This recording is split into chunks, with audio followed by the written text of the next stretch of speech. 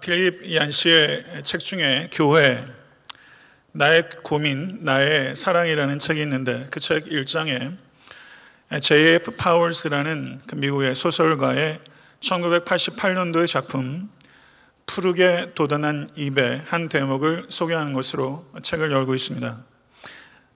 그렇게 시작합니다. 빌, 이 큰 배는 낡아서 삐걱거리고 이리저리 흔들린다네. 그래서 구토가 날 때도 있긴 하지만 이 배는 목적지까지 잘 간다네. 2009년도 6월 21일에 애틀랜타 섬기는 교회라는 배가 대해로 나간 이후에 이 배 역시 삐걱거리고 이리저리 흔들리는 일들로부터 결코 자유롭지 않았습니다. 애틀랜타 섬기는 교회 항해 중에 여러분 혹시 구토를 느끼신 적 없으십니까? 왜 없으셨겠습니까?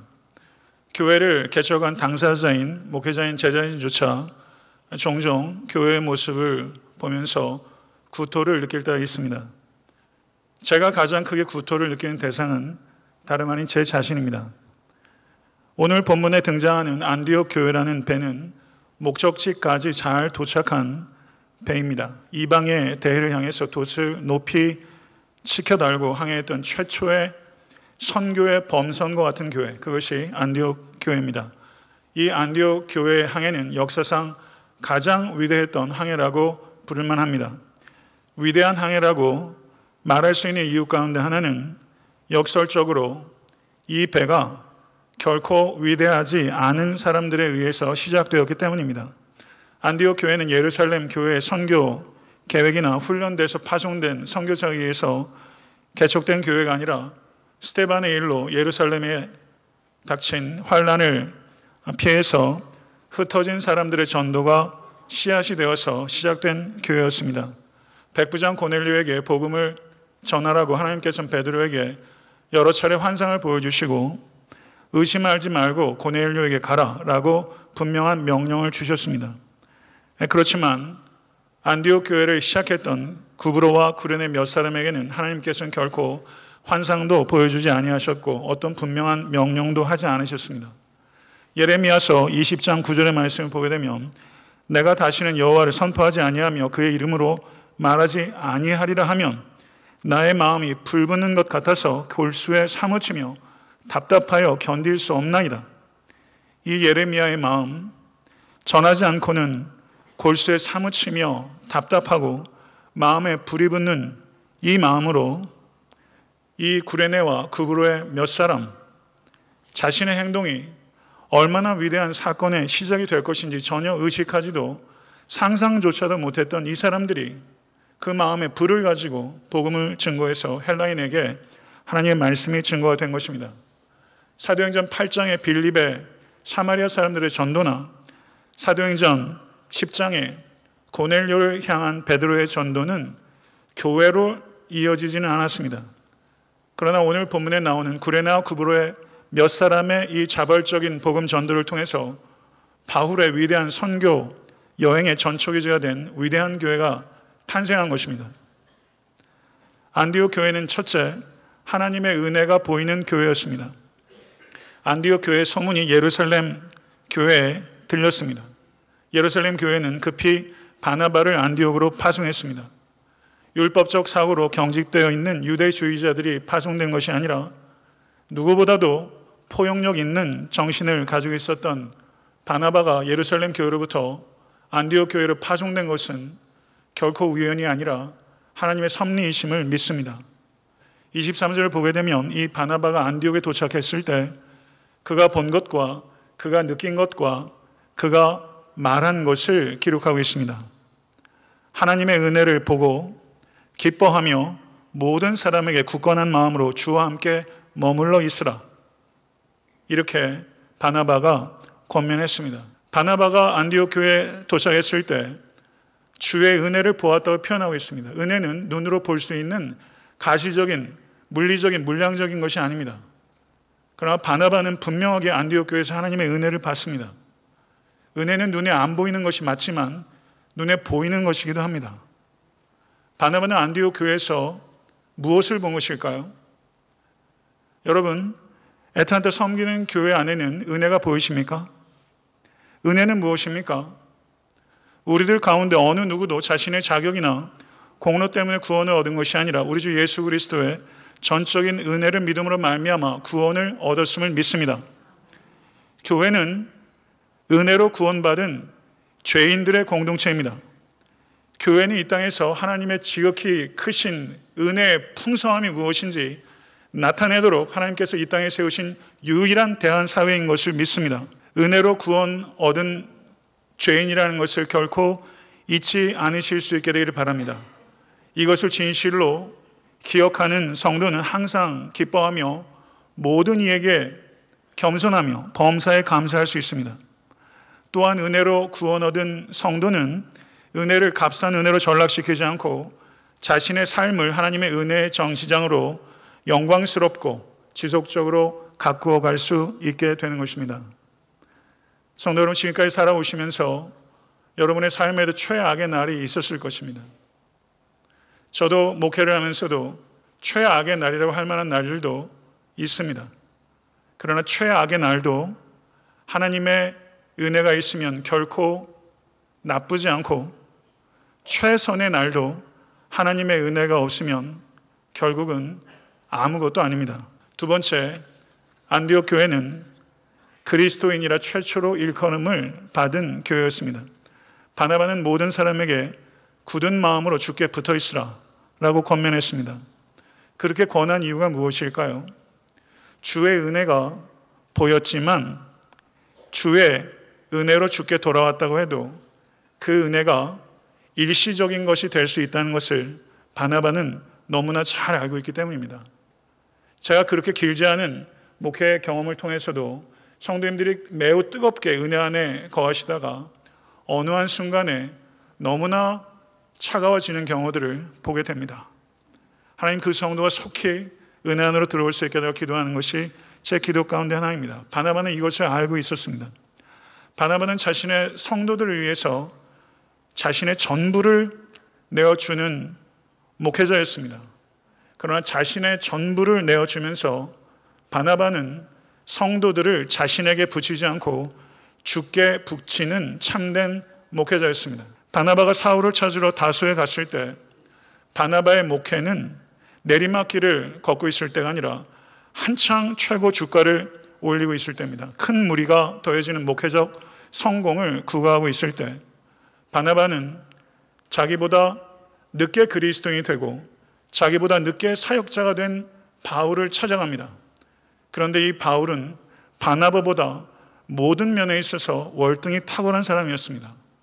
바나바가 이 바울을 데리고 다소에서 찾아서 안디옥으로 이 바울을 데려온 것은 흔히 말하는 팀 목회를 하려고 하는 정도가 아니라 자신이 기꺼이 바울이라는 탁월한 인물의 그림자가 되겠다는 결심이 없으면 절대 이렇게 못합니다. 바나바는 자신의 성공을 구하는 사람이 아니라 성도의 유익을 구하는 사람이었고, 목회를 통해서 자기 왕국을 세우려는 사람이 아니라 한결같이 그리고 오로지 하나님의 나라만을 세우려고 했던 사람이었기 때문입니다.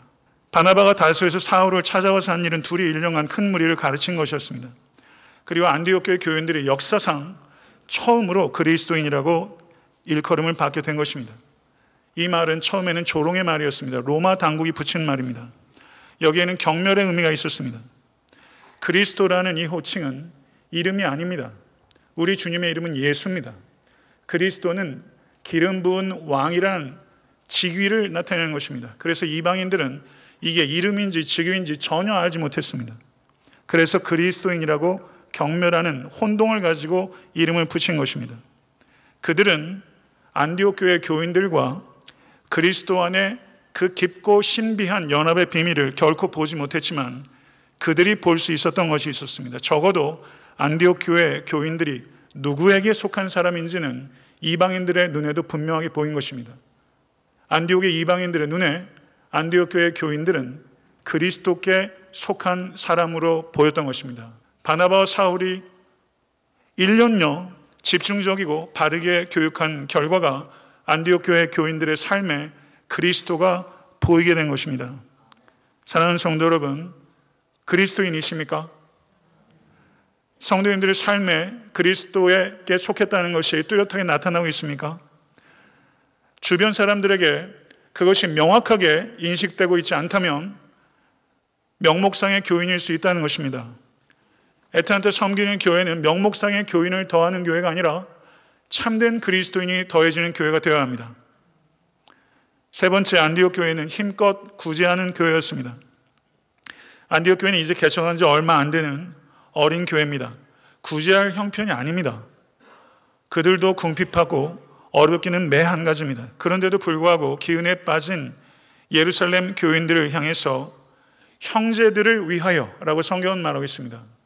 안디옥 교회 교인들과 예루살렘 교인들은 전혀 본 적이 없습니다. 그러나 예수 안에서 형제이기 때문에 그들은 기꺼이 물질을 힘을 다하여 보내기로 결단했고 성경은 실행했다고 이야기하고 있습니다.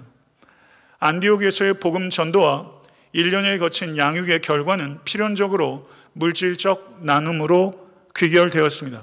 진심으로 회심하면 물질관이 바뀝니다. 여러분에게도 제게도 우리 교회에도 소유가 있습니다. 우리의 소유에는 세 가지 몫이 있습니다. 첫째는 하나님의 몫이요, 두 번째는 이웃의 몫이요, 그리고 세 번째는 나의 몫입니다. 예수를 진실로 믿고 내 삶의 주인이 바뀌었다고 말하면서 여러분의 삶이 조금도 이기적인 삶에서 이타적인 삶으로 변화되지 않았다면 그러한 신앙은 없습니다. 그러한 신앙은 가짜입니다. 우리가 헌금을 하나님께 드린다고 표현합니다. 그러나 엄밀히 말하면 헌금은 하나님께 되돌려 드리는 것입니다. 왜냐하면 실제 소유주에게 되돌아가는 것이기 때문입니다. 구제는 가난한 자들에게 주는 것이 아닙니다. 미흡한 것입니다. 우리 주 예수 그리스도께서는 지극히 작은 자와 자기를 동일시하셨고 지극히 작은 자에게 우리가 물질을 베풀 때는 그 물질의 진정한 주인인 그리스도께 되돌아가는 것입니다. 애타한테 섬기는 교회는 지난 8년 동안 버겁도록 구제하기 위해서 힘을 다했다고 생각합니다. 그러나 그 일에는 자랑이 없습니다. 우리는 남을 버겁게 구제하면서도 좋은 일을 했다는 자랑조차 내려놔야 되는 것입니다. 왜냐하면 그 물질은 원래의 주인을 찾아간 것이기 때문입니다. 사랑하는 성도 여러분, 욕심을 채우며 살아오고 계시진 않습니까? 욕심을 채운 만큼 충분한 물질은 어느 누구에게도 없습니다. 우리에게 충분히 있는 것은 우리의 욕심을 채울 만큼의 물질이 아니라 다른 사람의 필요를 채울 만큼의 물질은 충분히 있습니다. 우리 사랑하는 모든 권속과 애타한테 섬기는 교회가 이후로 더욱더 버겁게 나누는 일에 동참할 수 있게 되길 바라고 그 일을 감당할 수 있도록 하나님께서 여러분의 은총을 부어주실 간절히 소원합니다. 넷째, 안디옥 교회는 벽을 허무는 열린 교회였습니다. 사도행전 13장 1절을 보게 되면 안디옥 교회에 선지자들과 교사들이 있으니 곧 바나바와 니게르라 하는 시몬과 구레네 사람 루기오와 분봉왕 헤롯의 젖동생 마네인과 및 사울이라 라고 말하면서 안디옥 교회의 5명의 리더들을 언급하고 있습니다. 바나바가 제일 앞에서 끌고 있고 사울이 제일 뒤에서 밀고 있습니다. 바나바는 구레네 태상의 유대인으로서 레위인입니다. 두 번째 소개되고 있는 니게르라고 하는 시몬, 니게르라는 말을 통해서 우리는 이 시몬이 흑인이라는 것을 감지할 수 있습니다. 이 니게르 시몬, 존 스타트 목사님을 비롯한 몇몇 주석가들은 이 니게르 시몬이 예수 그리스도의 십자가를 대신 진 구레네 시몬일 것이다 이렇게 얘기를 하고 있는데 그러면 저는 너무 좋겠더라고요. 예수님의 십자가를 억지로 진 구레네 시몬이 안디옥 교회 리더가 됐다. 이 얼마나 아름다운 스토리고 얼마나 귀한 일이에요. 확신해서 얘기할 수는 없지만 그럴 가능성이 있다는 것이죠. 세 번째는 루기오, 구레네 사람 루기오입니다. 이 루기오란 이름은 라틴식의 이름이에요. 라틴 문화권에서 성장한 사람이란 뜻입니다. 그리고 네 번째 인물은 분봉왕 헤롯의 젖동생 마나엔입니다. 젖동생이란 말은 왕자와 더불어 자라도록 궁중 안으로 입양돼서 같이 자란 사람이거나 왕자와 유소년기를 같이 보낸 왕자와 매우 친밀한 관계를 갖고 있는 사람이라는 것을 나타냅니다. 이 마나엔과 같이 자란 헤롯은 헤롯 대왕의 아들 가운데 헤롯 안티파스입니다. 예수께 여우라고 말을 들었던 사람입니다. 자신의 이복 동생의 아내요 조카인 헤로디아와 결혼을 한 파렴치한 인물이요. 그리고 잔치상에서 세례 요한의 목을 참수해서 소반위에 담아올 정도로 잔인무도한 왕이었습니다. 이 헤롯 안티파스와 이 마나엔이 어린 유년 시절에 똑같은 환경에서 같이 자란 것입니다. 교육에 있어서 환경의 중요성은 분명히 있습니다. 그러나 환경의 중요성보다 더 큰 중요한 것은 하나님의 은혜 안에 있는가, 하나님의 은혜 밖에 있는가. 하나님의 은혜 안에 있는 마나에는 안디옥 교회의 리더가 된, 자신이 가지고 있는 세상적인 지위와 명예와 권세와 상관없이 오직 예수 그리스도를 보아 삼고 그의 제자가 돼서 교회의 리더가 되는 인물이 된 것이죠. 그리고 마지막으로 가말리엘 문화에서 최고 수준의 랍비 교육을 받았던, 그리고 교회를 잔혹하고 맹렬하게 핍박했던 사울이 이 안디옥 교회의 리더였습니다. 이와 같이 안디옥 교회가 자기 목, 자기 주장, 자기 경험, 자기 권리, 자기 이름, 자기 이익을 내세운다면 안디옥 교회는 절대 하나가 될 수 없습니다. 우리가 주장해야 될 것은 단 한 가지입니다. 자기 부인입니다. 자기 부인이 있는 만큼 우리는 연합될 것입니다. 사랑하는 성도 여러분, 이 땅의 교회는, 애타한테 섬기는 교회는 일치와 화합을 위해서 하나님께서 불러주셨습니다. 예수 그리스도께서는 자신의 피로 담을 허무셨습니다. 애타한테 섬기는 교회가 담을 세우는 교회가 되는 것이 아니라 담을 허무는 소통이 일어나는 교회가 될 수 있기를 간절히 소원합니다. 모쪼록 이 일을 위해서 화목제물이 되기 위해서 지혜와 희생으로 이 일에 헌신하신 여러분과 제가 될 수 간절히 바랍니다. 뜻하지 않게 내 의도와는 상관없이 담이 세워지는 일들이 목회자인 제 삶 가운데서도, 목양하는 가운데서도 일어납니다. 그래서 그럴 수 있습니다. 담이 세워집니다. 그러나 담을 허물 수 있습니다. 모쪼록 그리스도의 보혈을 의지해서 담을 허무는 일치와 화합의 일로 여러분과 저 아틀란타 섬기는 교회가 쓰임받을 수 있게 되기를 간절히 소원합니다. 다섯 번째, 아틀란타 섬기는 교회는 안디옥 교회처럼 예배의 목숨을 거는 교회가 되어야 합니다. 안디옥 교회는 금식하며 예배했던 교회입니다. 안디옥 교회 교인들은 자기를 과시하기 위한 금식, 자신의 뜻을 관철시키기 위한 금식, 종교적인 외식으로 드리는 금식을 했던 사람들이 아닙니다. 금식이 무엇입니까? 먹고 마시는 것을 끊는 게 아닙니다. 금식의 핵심은 먹고 마시는 것 같이 가장 기본적인 욕구조차 그리스도보다 더 사랑하지 않습니다 라는 고백이 금식 안에 있는 거예요. 가장 기본적인 욕구조차 내려놓으면서 여러분의 최고의 사랑은 주님께 있다는 것을 고백하는 행위, 그것이 금식입니다. 그렇기 때문에 금식은 욕심을 채우기 위해서 하는 씨름이 아니라 욕심을 버리기 위한 씨름이 되어야 되는 것입니다. 바리새인의 금식은 자기 과식, 셀프 디스플레이를 위한 금식이었다면 안디옥 교회 교인들은 셀프 디나이얼, 자기 부인을 위한 금식이었습니다. 그리고 자기 부인을 통해서 안디옥 교회 교인들은 그리스도를 더 닮아왔던 것입니다. 안디옥 교회는 예배에 집중하기 위해서 금식했습니다. 하나님의 음성을 듣기 위해서, 하나님께 영광을 돌리기 위해서 금식하며 치열하게 자기를 부인했던 참된 예배 공동체였습니다. 성도 여러분, 우린 지금 예배 드리고 있습니다. 이 예배는 하나님과의 만남의 사건인 줄로 믿습니다. 살아계신 거룩하신 하나님을 온 몸으로 온 마음으로 만나는 사건이 예배입니다. 신앙의 침체를 겪고 계십니까? 신앙의 성장과 회복을 위해서 가장 중요한 사건은 예배입니다.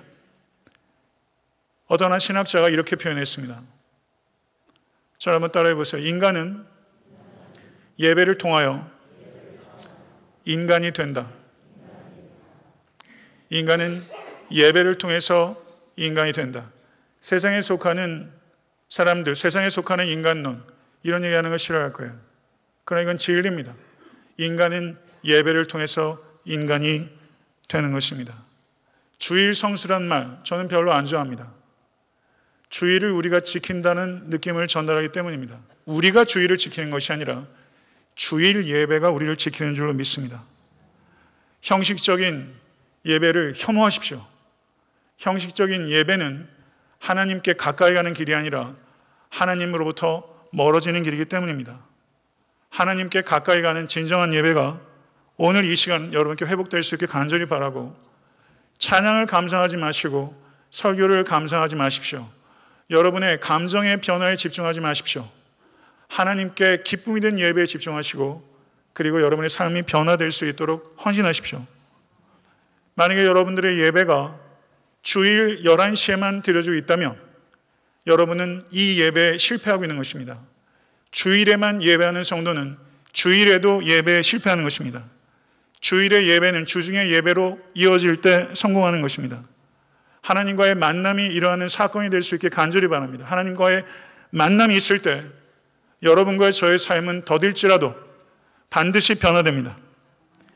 예배를 거듭해서 드리면서 감정의 타치도, 감정의 엑스타시도 느끼면서 하나님을 전혀 만나지 못한다면 필경은 변장하게 됩니다. 애타한테 섬기는 교회가 성도들을 변장시키는 예배가 아니라 성도들을 변화시키는 진정한 경외심으로 가득한 살아있는 예배가 될 수 있게 되기를 간절히 소원합니다. 여섯 번째, 안디옥 교회는 성령의 음성에 순종하는 교회였습니다. 금식하며 주께 예배 드릴 때 하나님의 음성이 들렸습니다. 내가 불러 시키는 일을 위하여 바나바와 사울을 따로 세우라. 성령의 음성이었습니다. 하나님은요, 되게 막연하게 이야기합니다. 하나님께서 아브라함을 부르셨을 때 내가 내게 지시할 땅으로 가라. 얼마나 막연해요.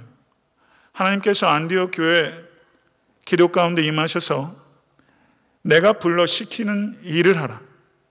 가야 할 땅과 해야 할 일에 대해서 분명하게 이야기하지 아니하시고 너무나 막연하게 하나님께서 이야기하셨습니다. 하나님께서 왜 이렇게 막연하게 이야기하십니까? 하나님께서 여러분과 깊은 인격적 관계를 맺기 원하시기 때문입니다. 하나님은 막연하게 주어진 소명이 하나하나 이루어지는 과정을 통해서 여러분과 씨름하고 여러분과 대화하고 여러분과 같이 울고 웃으며 인격적 관계를 맺기를 원하십니다. 그래서 한 걸음 한 걸음씩 보여주고 계십니다. 그렇기 때문에 하나님의 부르심에 결단하여 따르는 것은 항상 믿음의 용기인 것입니다. 안디옥 교회가 금식하고 기도하기 시작했습니다. 이들이 절박하게 금식하며 기도한 이유는 두 가지입니다. 첫째는 성령님의 뜻을 확인하기 위한 것이고, 두 번째는 성령님의 뜻에 순종하기 위한 것입니다. 5명의 리더가 있습니다. 교회가 개척된 지 불과 2년 남짓합니다. 그 중에서 제일 앞선 사람, 제일 뒤에서 미는 사람, 이 두 사람을 하나님께서 부르셨습니다. 안디옥 교회 교인들은 이 두 사람 붙잡고 싶은 유혹 없었겠습니까? 여러분, 지금까지 신앙생활 해오면서 바나바와 같은 목회자 만난 적 있으십니까?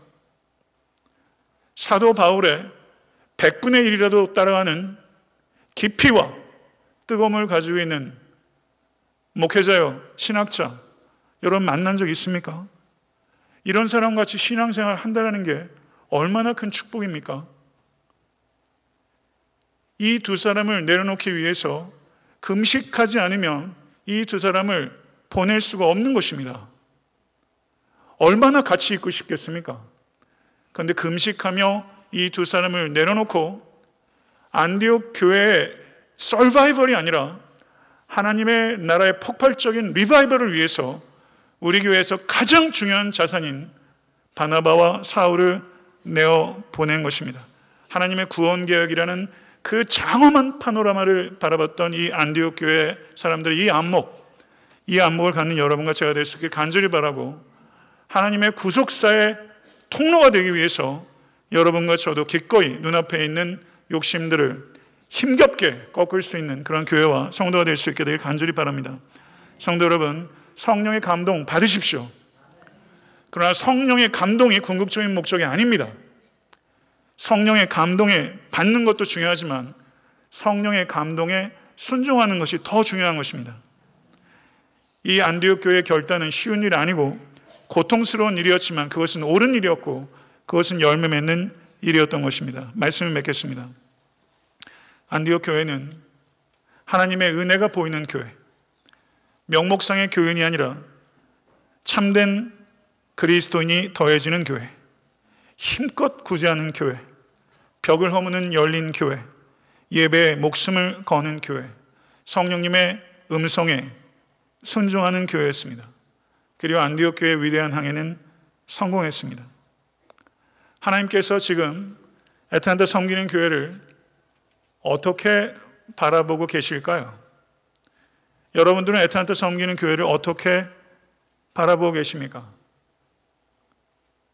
정답을 말씀드릴까요? 하나님의 애틀랜타 섬기는 교회를 보면서 크게 고통받고 계십니다. 그리고 애틀랜타 섬기는 교회를 바라보시면서 한결같이 큰 사랑으로 바라보고 계십니다. 이것이 하나님께서 교회를 바라보는 시각입니다. 아파하며 사랑하기. 아파하며 사랑하기. 하나님께서는 애틀랜타 섬기는 교회를 바라보면서 아파하며 사랑하고 계십니다. 성도 여러분, 교회는 우리의 생명입니다. 그리스도의 생명이 교회 안에 있기 때문입니다. 애틀랜타 섬기는 교회는 삐걱거리고 비틀거립니다. 그렇지만 여러분이 아파하며 사랑해야 될 공동체입니다. 부활승천하신 주님께서 주님의 임재와 능력을 가시적인 증거로 이 땅에 교회를 남겨두셨습니다. 이거는 주님의 모험입니다. 애틀랜타 섬기는 교회를 통해서 주님께서는 지금 모험을 하고 계십니다. 이 교회를 통해서 주님의 임재와 능력이 나타날 수 있도록 하기 위해서 주님께서 이 교회를 통해서 모험을 하고 계십니다. 저는 주님의 모험이 성공할 수 있게 되길 간절히 소망합니다.